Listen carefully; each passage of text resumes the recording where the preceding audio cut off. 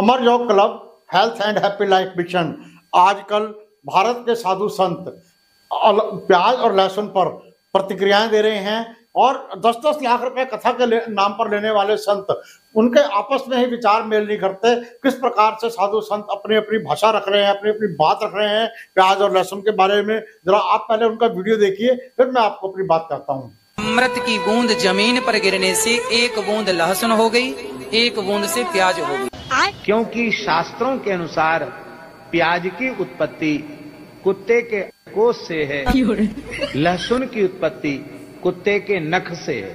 प्याज और लहसुन इसलिए नहीं पाई जाती क्योंकि प्याज और लहसुन का जन्म गंदगी से हुआ। आपने देखा इस वीडियो को, कैसे बता रहे हैं आपको प्याज लहसुन की उत्पत्ति के बारे में, और जबकि प्याज लहसुन की उत्पत्ति एक वनस्पति विज्ञान है और पशु पक्षियों का विज्ञान अलग है, चाहे समुद्र में रहने वाले हैं, चाहे पृथ्वी पर रहने वाले उड़ने वाले हैं। मनुष्य का विज्ञान अलग है और खाने का संबंध धर्म के साथ नहीं है। धर्म का संबंध आंतरिक जगत से है, मन से है।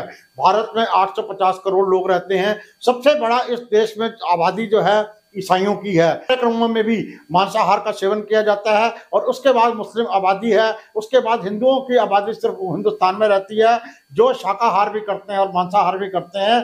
लेकिन हमारे साधु संत इन सारे विषयों को एक साथ मिलाकर के प्रेजेंटेशन देना चाहते हैं, जो कि बिल्कुल कई बार सोशल मीडिया पर मजाक का कारण बन जाते हैं। तो प्याज और लहसुन की उत्पत्ति वनस्पति विज्ञान है, उसको उसमें से थोड़ी सी स्मेल आती है। उसको ना खाने का कारण सबसे बड़ा यही है कि हमारे आयुर्वेद में प्याज और लहसुन को जो है एक दवा माना गया है और हमारे यहाँ ये मानते हैं कि जब तक हम बीमार नहीं है तब तक हमें दवा खाने की जरूरत नहीं है। इसलिए हमने जो है प्याज और लहसुन को अवॉइड किया है, बिना खाने किया है। और इसलिए जैसे अभी मैं बता रहा था आपको कि एंटीबायोटिक दवाइयाँ ज़्यादा खाने का भी नुकसान होता है। इस तरह से अगर प्याज लहसुन को भी आप रोजाना खाते रहेंगे तो उसका जो गुणकारी प्रभाव है, लाभ है, वो आपके शरीर के ऊपर नहीं पड़ेगा। इसलिए उसको सप्ताह में 2 या 3 दिन खाने की सलाह दी जाती है।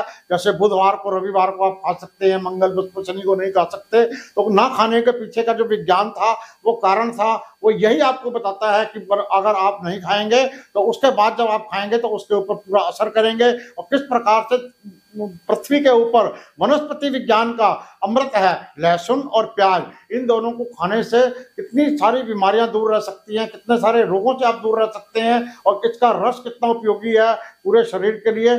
आपके विवेक पर निर्भर करता है, आपकी इच्छा पर निर्भर करता है। आप प्याज लहसुन खाना चाहते हैं तो आप खा लीजिए, अगर आप नहीं खाना चाहते तो आप मत खाइए। लेकिन उसको किसी भी किस्म पर धर्म से, पाप से, भय से मत जोड़िए। तो आप अगर खाना है तो आप खा लीजिए और नहीं खाना चाहते तो आप किसी को सामान्य वे में कह सकते हैं कि मैं प्याज लहसुन नहीं खाता हूं, और उसके अलावा आपको कुछ भी कहने की आवश्यकता नहीं।